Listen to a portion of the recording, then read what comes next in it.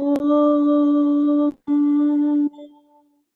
शुक्लां भरधरं विष्णुं शशिवर्णं चतुर्भुजं प्रसन्नवदनं ध्यायेत् सर्वविघ्नोपशान्तये गुरुर्ब्रह्मा गुरुर्विष्णुर्गुरुर्देवो महेश्वरः गुरुर्साक्षात् परब्रह्म तस्मै श्रीगुरवे नमः. So we are covering sloka 16, and in that last week we have looked at the word sat for Brahman, and now we are going into just the last week we actually covered the last topic was about consciousness. So sat and chit. Now we are entering into chit, and Swami just talked about the importance of how sat, and he was explaining it through, or Shankaracharya rather, explains it with the importance of ease, and whether something is sat or asat, there is the ease and the existence. So we have looked at that in detail. Now we will look at chit to be the next topic. Who would like to get us started from these two orders of reality?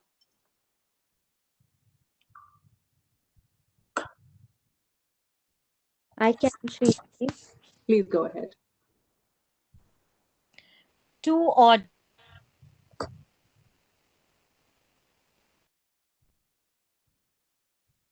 We can hear you, Archana ji. Yeah. two or can you hear me now? Yeah. Second. Okay. Two orders of reality. Then Shankara deals with another problem that comes up. A pot is asat and there is asat buddhi, which is really Atma consciousness. It is this sat buddhi that joins the pot. How is this combination possible? Between two equally existent objects, there can be a combination. But how can there be a combination between Sat and Asat? You may see a reflected face in the mirror, but you cannot feed that person because there are two orders of reality involved.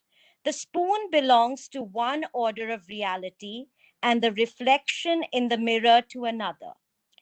That is why the mouth is the reflected face, even though it is open, cannot combine with the spoon.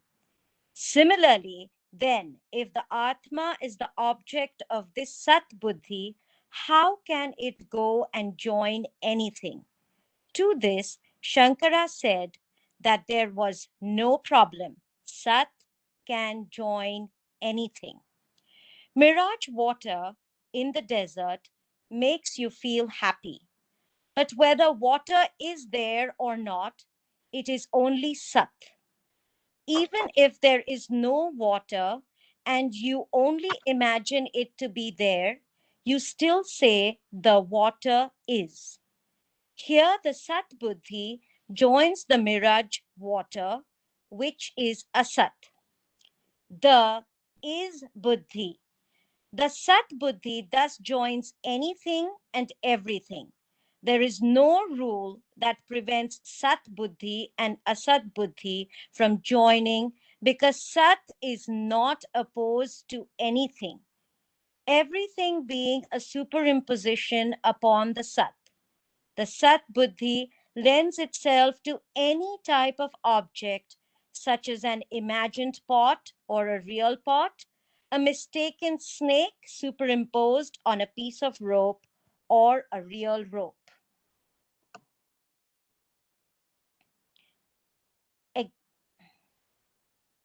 Imagination is something different from mistake. If you are aware that you are imagining something, then it is imagination.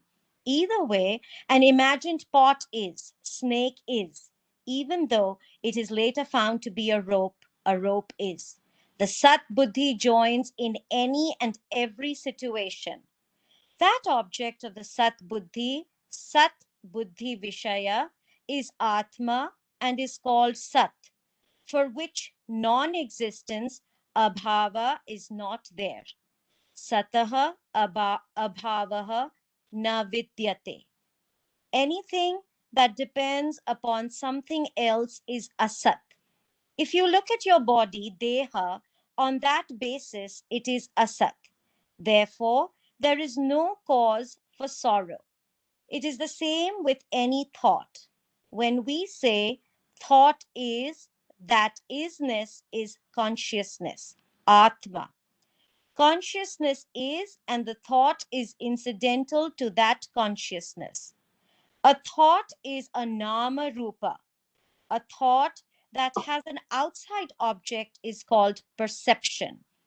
If there is an object perceived outside sense perception, then it is inferential knowledge, imagination, or memory. Whatever it is, the thought is. It is nothing but consciousness conditioned by nama rupa. And if there is no nama rupa, then what is still consciousness. Awesome. So we'll also do the next topic if anybody else wants to take it from here. Thank you, Arpita ji. I can read. Please go ahead. Existence is consciousness. Therefore, Sat is always only Chit Atma, and the word Satya can only mean Chit. Self-existent consciousness alone can be Sat. Either word, Sat or Chit, will bring in the other word, because what has to be Chit has to be Sat, and what has to be Sat has to be Chit. That's the Sat will bring in Chit, and Chit will bring in Sat. Because everything depends upon this Sat Chit becomes limitless, Ananta Ananda. The word Ananta means limitless, and consciousness is Ananta. It is also said to be Ananda. People are always looking for Ananda. If everything depends upon Sat Chit, is there any limitation for Sat Chit Atma? There is no limit, because everything is Sat Chit Atma. Therefore, from the standpoint of the Sat Chit Atma, there is no distance between itself and everything else, nor is anything separate from it. In any cognition, the subject is Sat Chit Atma, the object is Sat Chit Atma, and the means of knowledge, the thought, vritti, is also a Sat Chit Atma. All three are Sat Chit Atma alone. That Satchit Atma is the Swarupa of the Atma. Sat is not going to be non-existent at any time, and Asat cannot be kept as it is because it's constantly changing. Sat is the meaning, the content of Sat Buddhi, and the content of the Asat Buddhi is name and form. When we say the pot is, the chair is, the table is, the man is, the woman is, the tree is, the is in all of them is the Sat Buddhi. That is common and is always qualified by the name and form called tree, pot, table, chair, and so on. Why do we say name and form? Because whatever you consider depends on something else, which depends on something else, and so on. Whenever we say something is, the is the basis, the satya, and the nama rupa is mithya, depending on the sat. The object, I think there's a couple more lines. The object, vishaya, and of the sat buddhi is satya. Therefore, the amness in I am, aham asmi, the arness in you are, Tvam Asi, and the isness in the he is, Sa Asti, and that is Tad Asti, are all one and the same. The isness that each implies is the common basis for all things that exist. Therefore, it is the Karana, the cause for everything, and is called Satya.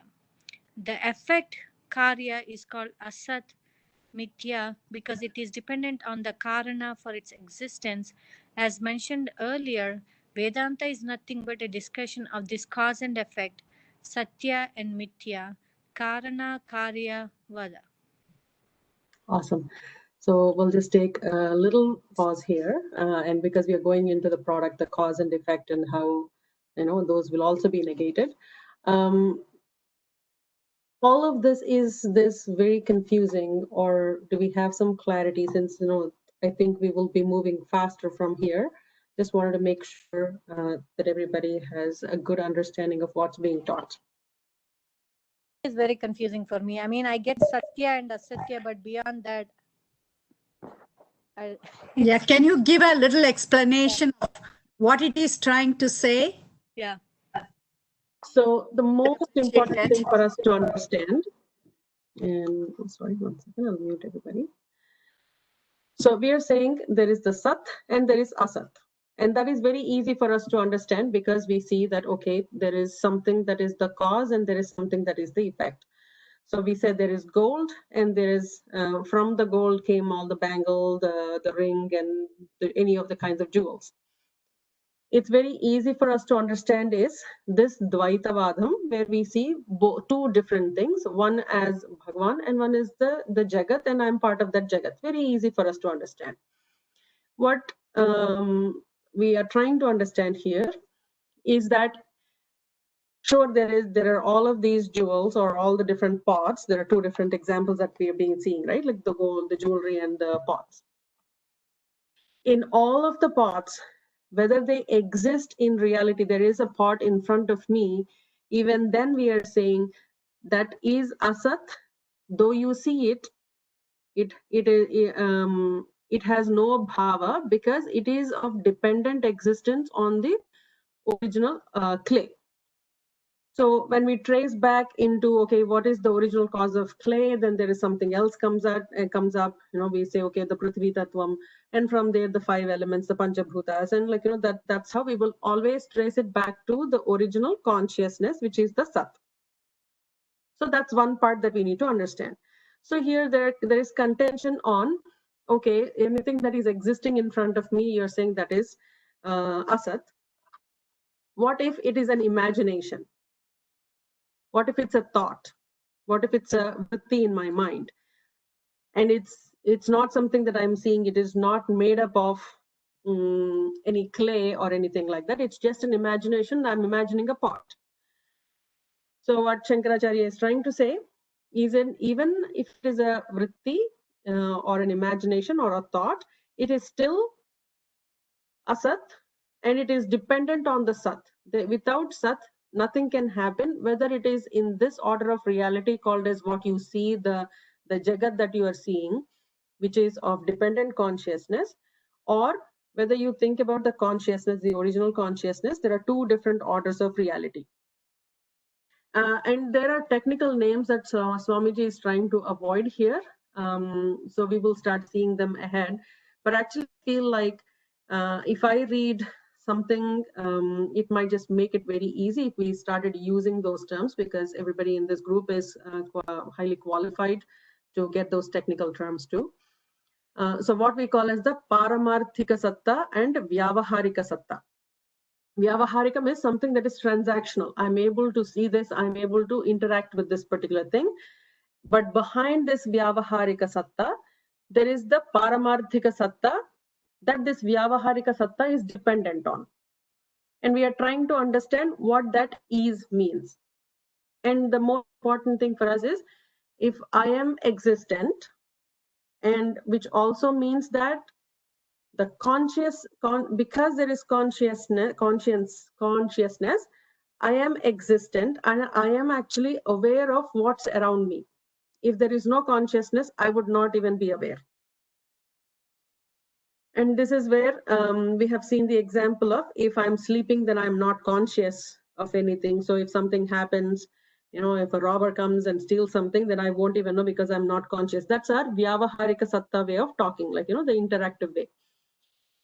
And we have seen examples of, even when you're sleeping, the consciousness is still there.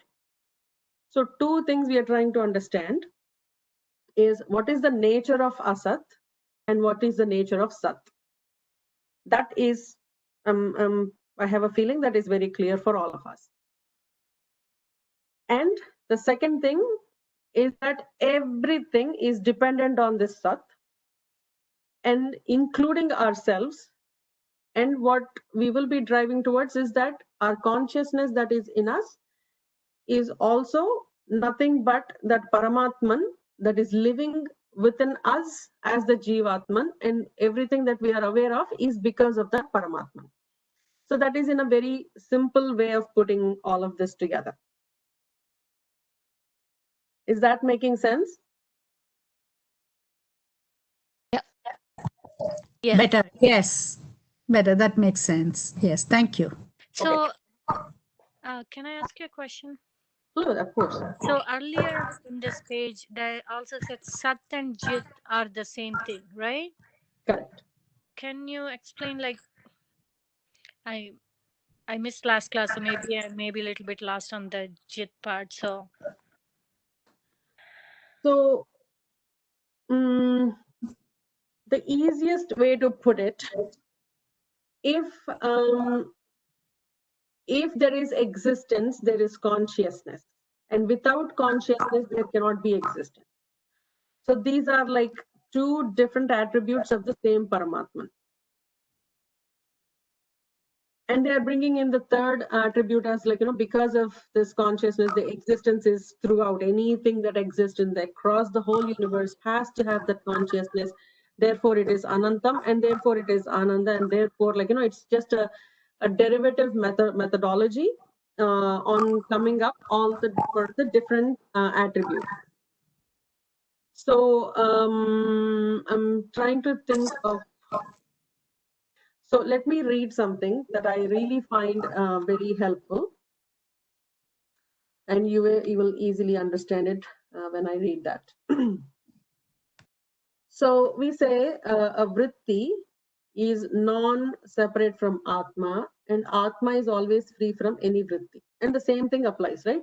Atma is not connected to anything, but everything is connected back to Atma. So how do we understand this? In order for connection, for a connection of a vritti, or for that matter, anything with Atma, it has to exist separately from Atma. A sambandha is not possible between things that share the same satta or reality. So here Shankaracharya was trying to say there are two different orders of reality, and generally we cannot interact with the other order of reality. If you're looking at a mirror, you cannot feed yourself with a spoon to your reflection that is in the mirror, because they're of two different orders of reality. But for Atma, there is no conditioning like that, though it is of different orders of reality. And we were recently talking about that Mundakopanishad analogy of two birds. There is the Paramatman and there's the Jivatman. Paramatman is always connected to us, and we might be lost in the Maya, and we may not be able to see Paramatman as he is able to see us, though it is the same Paramatman living in us. So all of this tries to tell us to look upwards in that bird analogy, but essentially looking inwards and then understanding the consciousness as ourselves. So existence cannot exist without consciousness. How else would I explain this?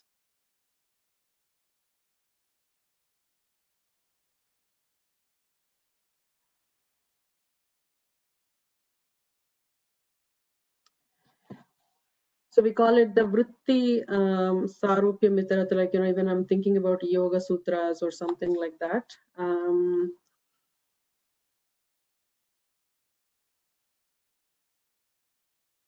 Give me 1 second. I'll read something so that will make it easy for us, and probably even just going back to the original first topic where we started talking about consciousness instead of this one.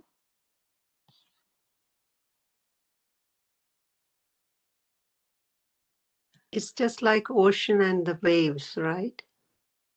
Correct. It's about how is the ocean conscious, I think is what Ratnaji's question is. Can it exist without being conscious? Is that's how I've taken the question as. Is that correct, Ratnaji? Yes, that's right. That's right. So in a scientific way, we will say, yeah, because of science and because of some combination of atoms and some nuclear fission or fusion, whatever maybe, the whole universe might have come into existence, but how are we saying that it is a conscious existence? It is not just mere matter and energy. There is consciousness in it, which is the whole proposition coming from the Vedas, which is the only and the most significant difference between what Vedas teach us versus what science believes. We believe that the whole universe is conscious, is aware that there is a universe existing, and the awareness of all the actions that are happening in the universe, all the changes that are happening. And it's an extremely important concept to understand, and that differentiates between what we are taught to believe versus what Vedas are trying to help us understand. So if we should just go forward a couple more topics, and then we will come back to this. I'm trying to recollect of one single analogy that will help us understand that. It is not an easy concept. It just blows our mind once it actually occurs to us that all of this is aware that it exists. Yeah, thank you. Maybe further down the road, it may be more. Because we are just about to start, getting started on consciousness. So far, it's been proven to us that, it is existence and nothing, existence as Sat and Asat, and we are just trying to understand those two orders of reality. Now we are going to get into consciousness. So maybe it's a little premature for me to start explaining it, and we will see more. So, Sriji, I just want to understand what you said. So, the can consciousness can exist without the body, but for you to exist, you need consciousness, right? Is that what you said? Yes, for everything to exist, we need existence. And existence and consciousness are two facets of the same Paramatma. So far, we have understood the word Sat, which means existence. So they both need each other then. Correct. Okay. One can't exist without other. Okay. There are essentially two attributes that have to go hand in hand. So if I am existent and I know that I am existing, then I am conscious too. I am conscious of my existence. Okay. I thought consciousness didn't depend on anything. It doesn't depend on anything.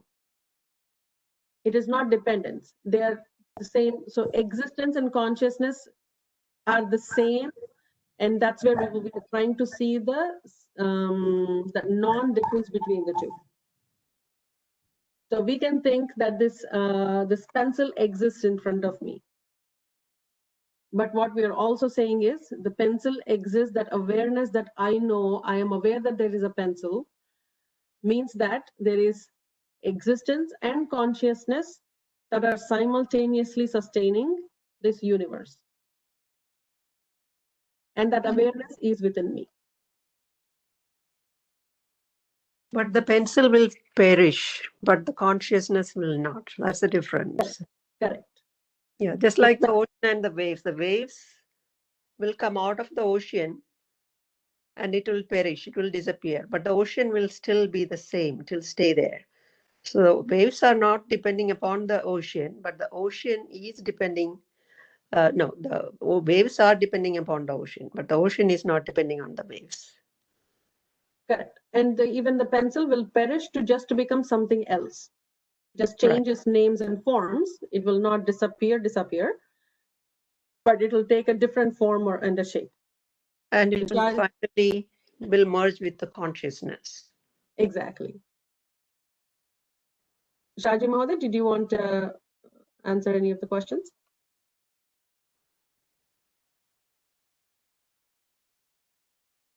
I'm okay, thank you. Okay, I saw your hand raised, so that's why I was asking. Yeah, so they're not two different things. Consciousness is not dependent on existence, nor the other way around. If it is conscious or if it is existent, it is consciousness. That's what we are trying to understand here. and all matter and energy are dependent, have a dependent existence on this original Satchidananda. Okay, we'll read a couple more topics and see if that clarifies a little more. We are to start at a product and its cost.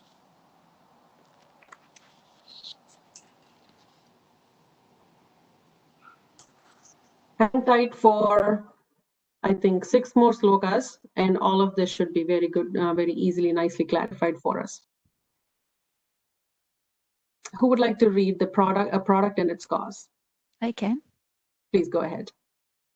A product and its cause. A product, a creation, a karya, a vikara is entirely dependent upon satya, that which is self-existent. If satya itself depended upon something else, it would not be satya.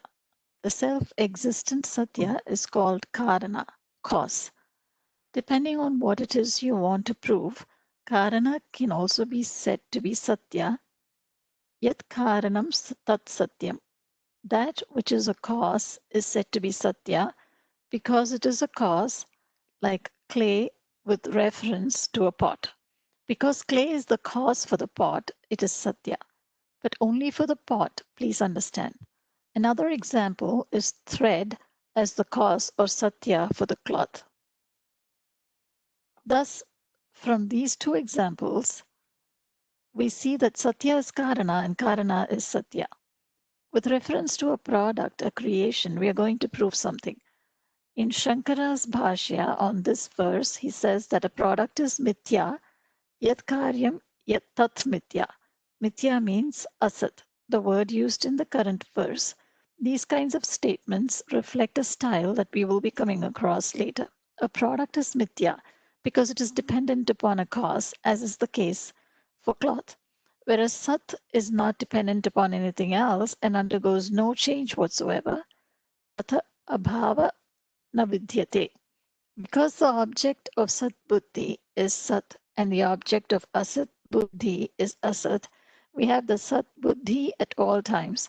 The asat buddhi depends upon the sat buddhi. The object of the asat buddhi, the pot, depends upon the object of sat buddhi, clay, which itself depends upon something else. When you say clay is, the clay depends upon another sat buddhi, atoms.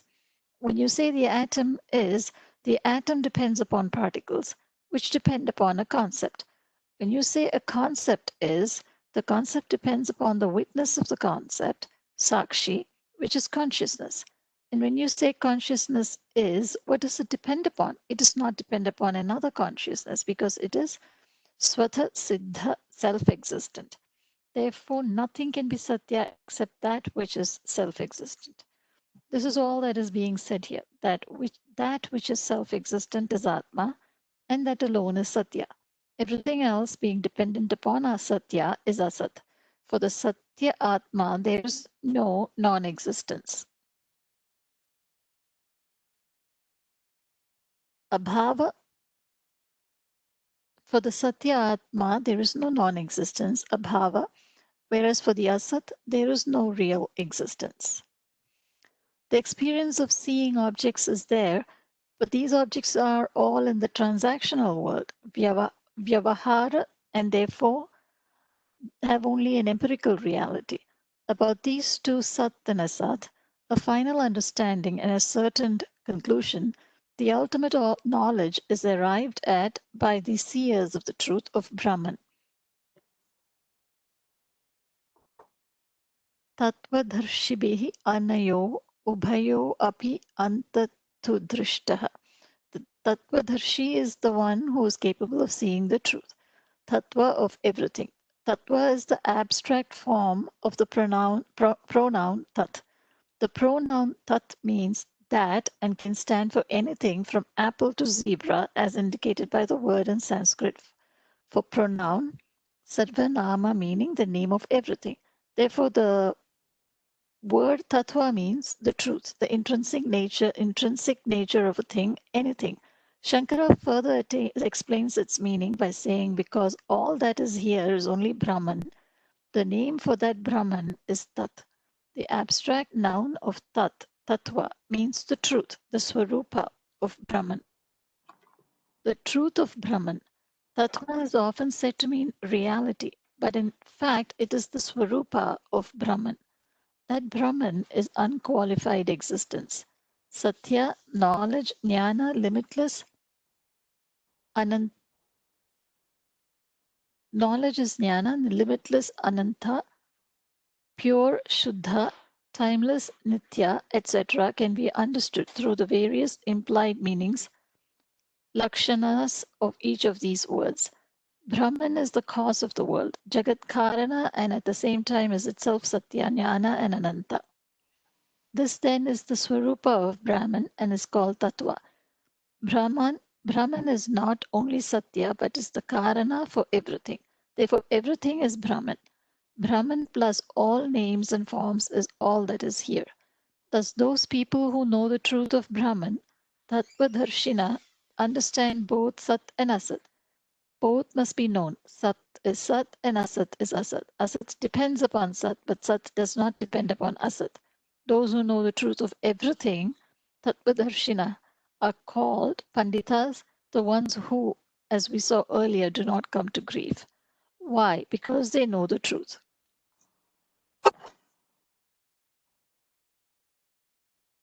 Now, why are you sad? Is it due to Asat or Sat? If you say you're sad because Asat is going, you must see that going is the nature of Asat and that it is not real. Therefore, you cannot cry for the Asat. When one's understanding of Satya is lacking, then Mithya becomes Satya, resulting in confusion. Without Satya, there is no Mithya. Mithya must be understood as Mithya and Satya as Satya. Only then does everything fall into its own place. Satya does not elicit any sorrow, and Mithya does not have the status to cause sorrow. If there is sorrow, it is Mithya. We'll pause here and go back for a quick minute to understand this particular paragraph. Yeah, this one where we are saying, so something we see in this order of reality, the Vyavaharika Satta, that there is a pot, and we are saying the origin of the pot is the atoms, and so on and so forth. So ultimately, everything leads back to the same consciousness that has produced or that is the existence in reality. That is the what we call as the upadana. There is another word, karanam, which is the material cause and the intellectual cause behind everything that exists. So that original concept is now dependent upon the sakshi. So that's another namam that we have seen in the Vishnu Sahasranamam classes. So that sakshi is consciousness. Anything that is witnessing has to be conscious. Think about that. When we are dreaming, we are watching. We are experiencing a dream, and we are the sakshi of that dream. And even in a sleep, if we are in deep sleep mode, so even then, though our mind and body have completely relaxed, next day morning, we will say, okay, I've had a very good sleep. So something else was witnessing what kind of a deep sleep we've had that previous night. So that sakshi, that consciousness, that awareness is existent throughout. It is what we call as the Nitya Buddha Shuddha Atma. It is pure. It is always existent. It has no time difference, like there is no past, present, and future. It is ever existent. And therefore, all existence has to be all conscious as well.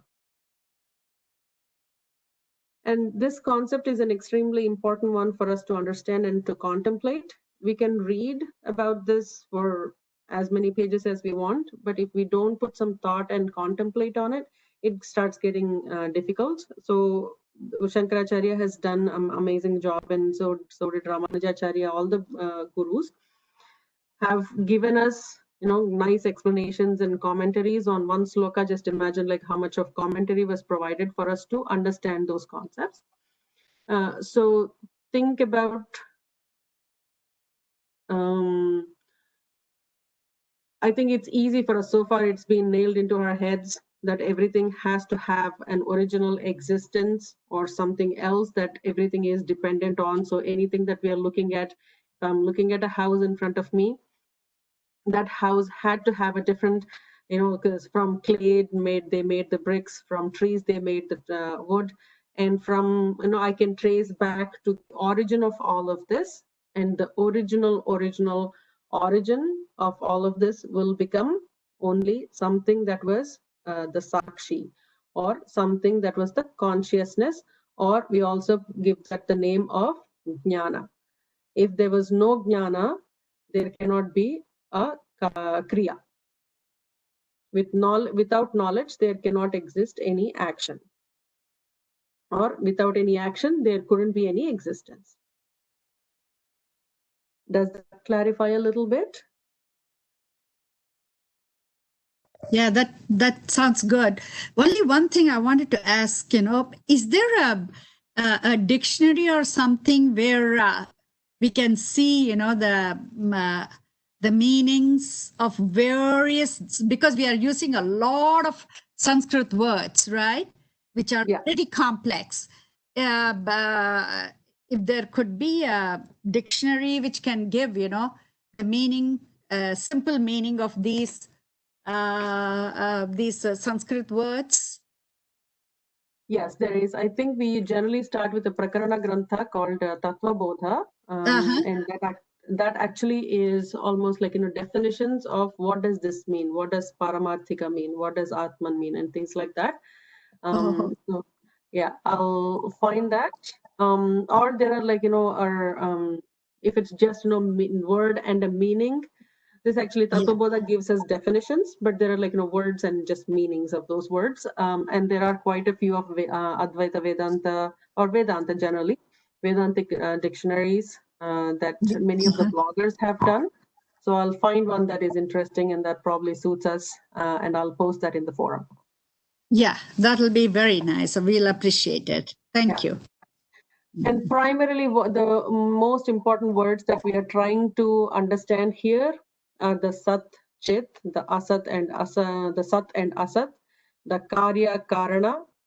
On almost they all mean exactly the same, with the same combination of dependent existence and independent existence. And we've used the Satya and the Mithya.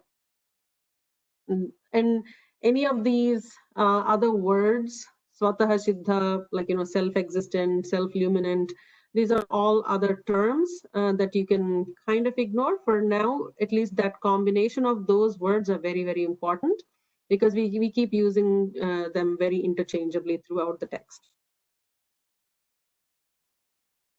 So I'll post that information. Yeah, thank you. Padma here, sorry. Yeah. If you look at nice Bhagavad Gita books, like even ISKCON and Chinmayananda Swamiji, we have lots of explanations from the words, and you just have to sit down and break and get the meaning connected there. They all come with full explanations. That's what we are currently doing as well, Padmaji. So I've been through Chinmayananda's as well. And no, I'm not definitely an expert on this. I see that as it is, things have changed a little bit sometimes. So don't get confused. The gurus mean exactly the same. They're just trying to tell us the same thing, but it may be just worded a little differently. But if you see the Sri Bhasyam by Ramanujacharya, it speaks to the same thing. I think what Ratnaji was asking for is there a word, like, a text where we can just see, oh, I have to go back and just look at the dictionary. What did this word mean? Okay. I have the book from ISKCON, right? So, and it's like, it's a big fat book. We need a lot of concentration to sit down. But once you sit down with it, it's very informative, extremely informative. Some words that we don't get it, if we go back and do it once again, maybe twice again, That is how I'm trying to make sense of many things. So I just wanted to share that. Okay. Thank you. Yeah. Okay, so we'll move to the confusion between Satya and Mithya. And the important thing for us to understand is, so far, before starting to study Gita, we would think that Mithya is the real world. What we are calling Mithya here is not the word illusion, but we are saying it is of dependent existence. And we never would have thought of tracing back to the original, what is the origin of all of this. And Gita just transforms us to start thinking about, okay, if all of this is of dependent existence, go back to what is independent of all of this. And that's tracing our steps back from where we have originated from. And that tracing the steps back is called the moksha. Okay, so who would like to read this topic? I can read. Please go ahead. The confusion between Satya and Mithya. There is a well-known story that illustrates the confusion between Satya and Mithya. It is as follows. In the court of a particular king, there were two scholars. One was an Advaiti who said that Brahman was Satya and the world Jagat was Mithya. He talked about this constantly, Vedanta being nothing but a discussion of Satya and Mithya. Cause and effect, Karana Karya Vada. He told the king that Karana was Satya and Karya was Mithya. The whole world, including one's body, was Karya and therefore Mithya. There was nothing away from that. Brahman and the Satya Brahman was independent of everything. The king did not understand what this scholar was saying, but he liked the idea. There was a fascinating aspect to it because it said that he was wonderful, that he was Brahman, and so on. The king found this pleasant to get up to each morning. It was good for his mental health, at least.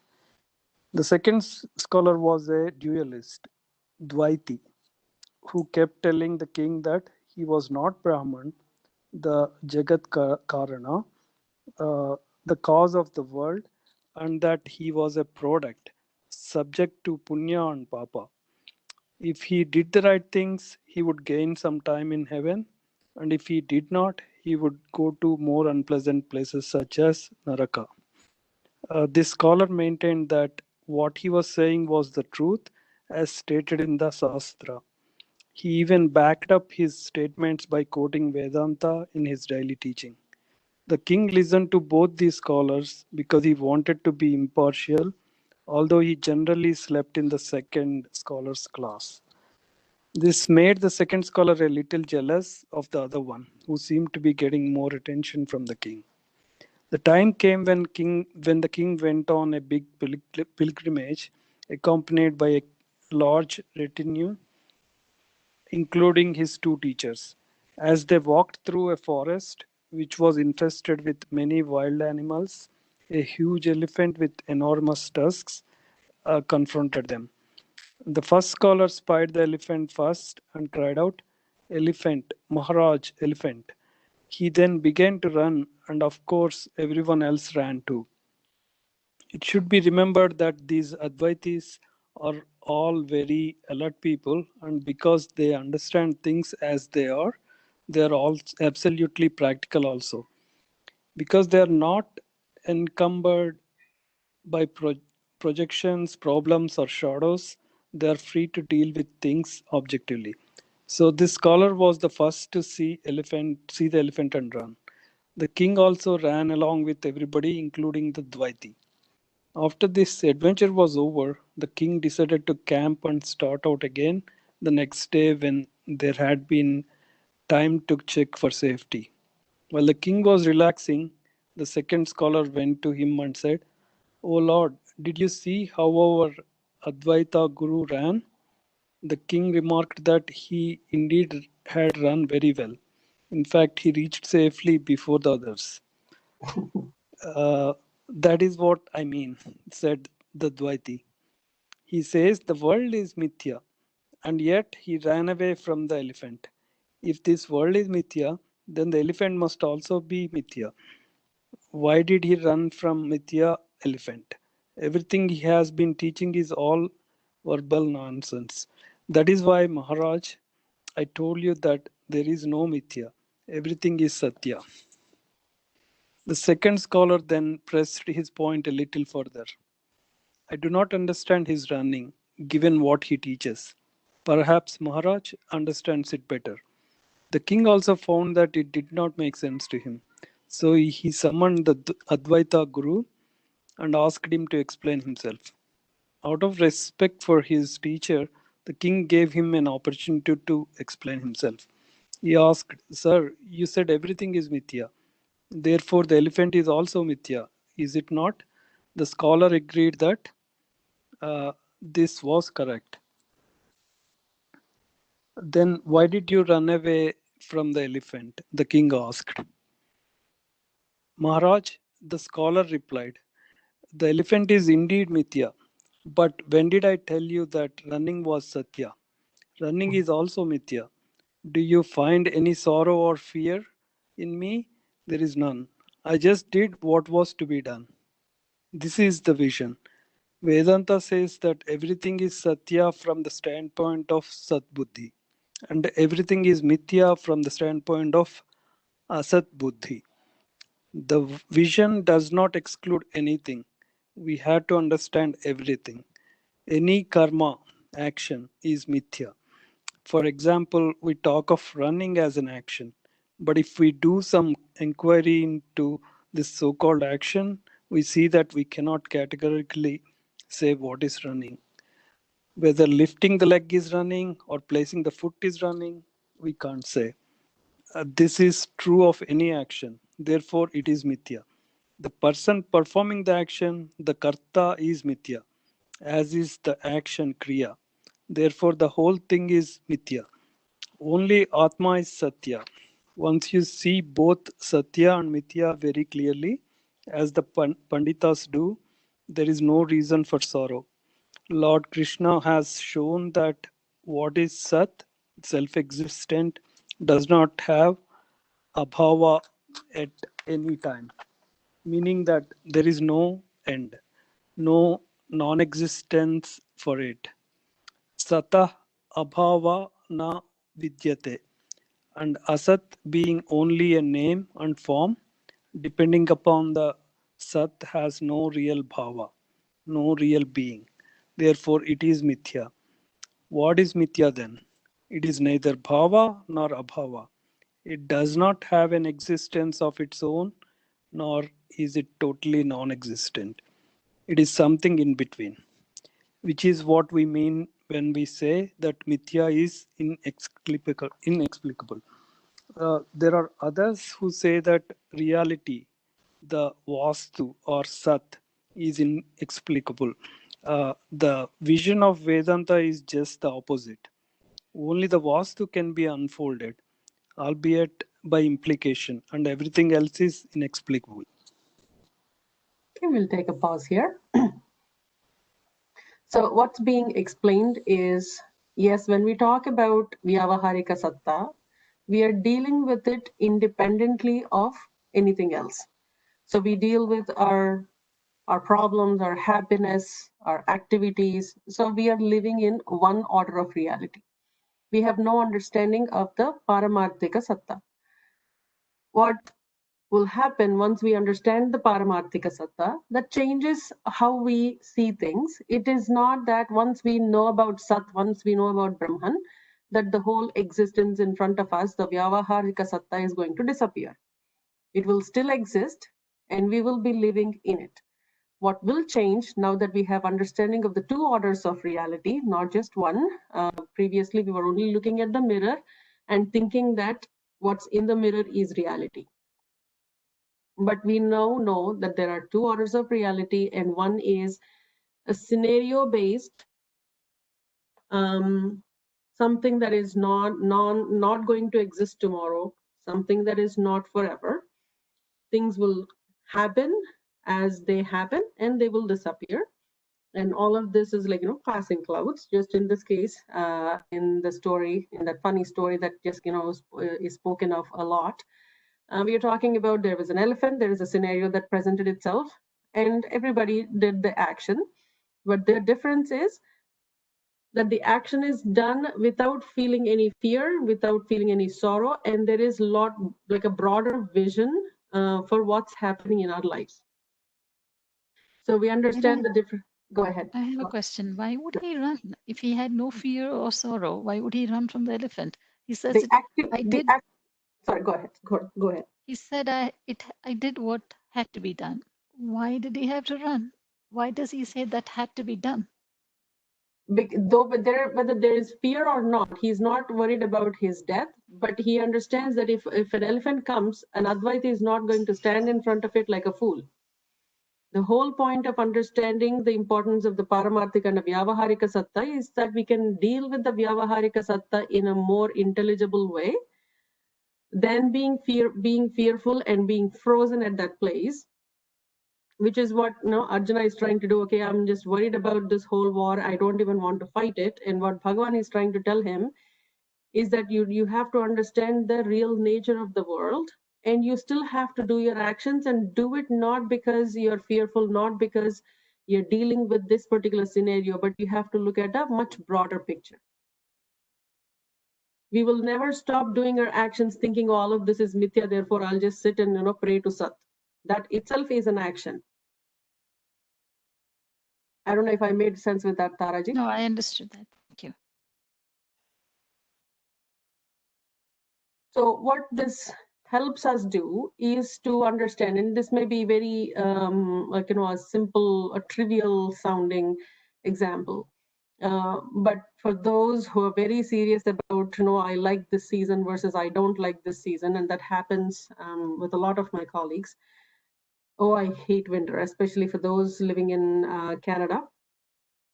Sometimes we get like 3 feet snow, and we detest it.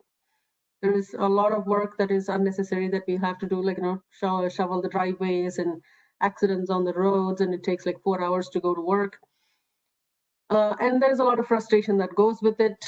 But how we deal with it, we understand now that it is a scenario that's being presented because of my existence and whatever my punya and papa. So that is like the Dvaita Bhava that the Dvaita Guru was talking about.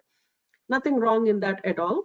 But this is taking an additional step that says, if a scenario gets presented, I'm going to do my actions according to what's expected of me, or what I should be doing at this time, and not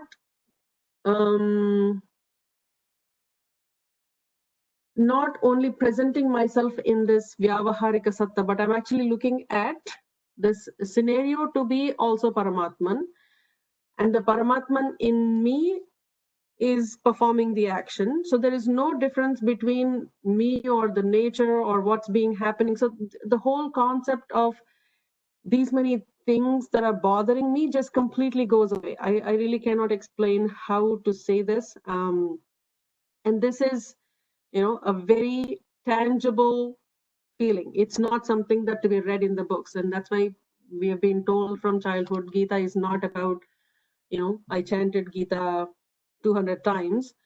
It's about something to be lived.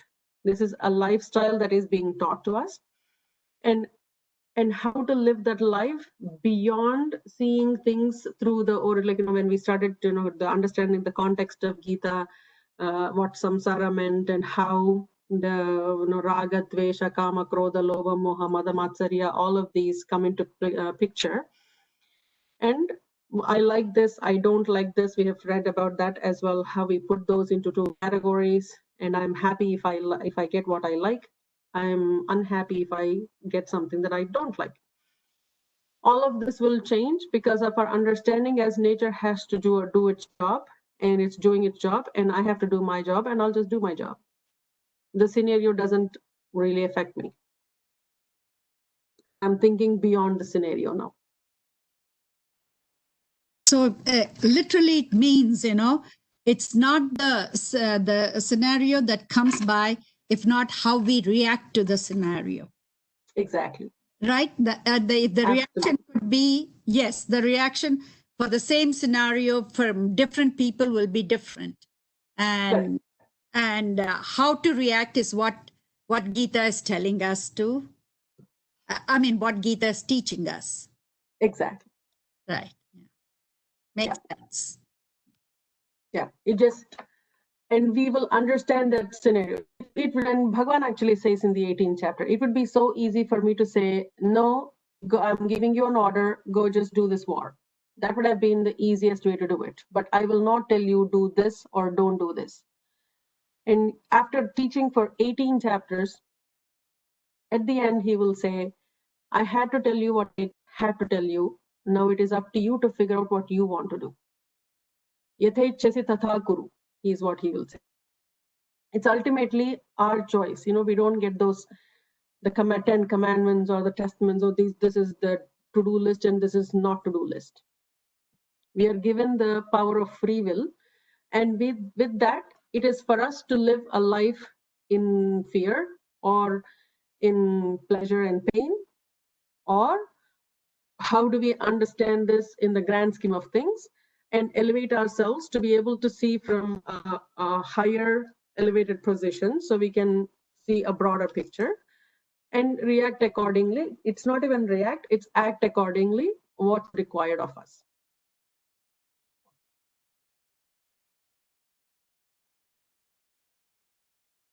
Make sense? Yeah. Yes. Okay. Any final thoughts before we conclude? I don't think it makes sense to actually read one more topic in the last 3 minutes left. Are there any other thoughts anybody wants to share?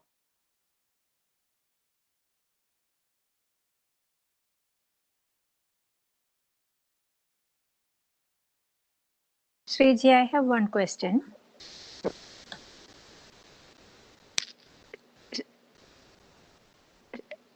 Hello? Go ahead, Shrishmaji. Oh, sorry. I wasn't sure you could hear me. In life situations where we don't know what is right and what is wrong, we can look into our souls and make a decision. And is Bhagavan saying that once you make that decision, you have to live with the consequences? If you do it believing that that's the right thing to do, you do it and it turns out to be the wrong decision. Is Bhagavan saying that you should live with the consequences, or where do you get the guidance from to figure out what is really right and what's wrong? So 2 different questions. I'll take that, fantastic questions actually. So I'll take that as separately. First is whether Bhagavan is asking us to live with the consequences. And if that's how he says, we wouldn't call him the Karuna Murti, etc. What he is trying to tell us, whatever the consequences, whatever the repercussions might be, the power of will is in your hands to make it suitable for your happiness. Ultimately, all of us are looking for our individual happiness. Right. And if a particular consequence of your action is not pleasing to you, he wouldn't say, oh, go live with it, go cry for it. He will say, go figure out how you will come out of that situation, or how you will make that situation to your advantage and be happy. Okay. The other part of the question, sorry, I'm just losing the train of thought. What was the second question, Sushmaji? How do we make the right decision? Or not being able to see the future like Bhagavan does. We don't know. At that point in time, we may be making a decision and it might end up as the wrong decision. Then how do we? Aren't we also learning that whatever we do, we offer it to God, and whatever result happens, we accept it? Isn't that what we were taught earlier? Correct. 2 points that we have to look at is, first, it's taught to us to follow dharma, artha, kama, moksha. And it is in no different order. Those are not interchangeable positions. So artha meaning for security, and we take artha as just pure money. That's not necessarily true. Artha actually encompasses security. If somebody feels like, oh, I'm secure in this marriage, then that is artha. or if I live in this building or in this city, I'm safe. If I move to a different city, I may not be safe. And that city is their mode of, they're getting artha from that city. So choosing dharma over artha and kama is more important. And if this is what is supposed to be done for the position that I'm holding, for the scenario that's getting presented to me, whatever the repercussions might be, I will follow that because that is my dharma to do. And we have seen so many examples of this, right? Like, Satya Harishchandra, comes to mind immediately. Right. And like, and this afternoon I was actually reading some Narayaniyam slokams, and I was thinking, yeah, even in that scenario, he's taken the illness from his guru because that was his dharma. He wanted to relieve the guru of the illness. So in all of the Puranas, we will see then what Rama has done. What more than that? If he followed his father's orders and he left, and instead of saying, look, I'm going to fight back with my father, he would have gotten the kingdom if he did that, but he wouldn't have become a lord that would, for these many thousands of years. So that's one of the most important things. The other part is that consciousness is nowhere else. It's within us, and it drives us. The purer we keep our mind, the purer our thoughts, and the calmer our thoughts, we will be able to listen to that consciousness, and it will drive us. And that's the whole analogy of the chariot analogy in Bhagavad Gita, where Bhagavan is the one that is driving the chariot being the body, and there is a whole, I know we've seen that before in Bhagavad Gita, this context in this book. So Bhagavan is driving our thoughts by listening to that. Sometimes we feel, and we could call that sixth sense, we could call that intuition, whatever we want to call it. He's there to guide us all the time. Just it takes a few moments for us to sit down and listen to it. Yes. Thank you. Thank you, Sriji. Really appreciate it.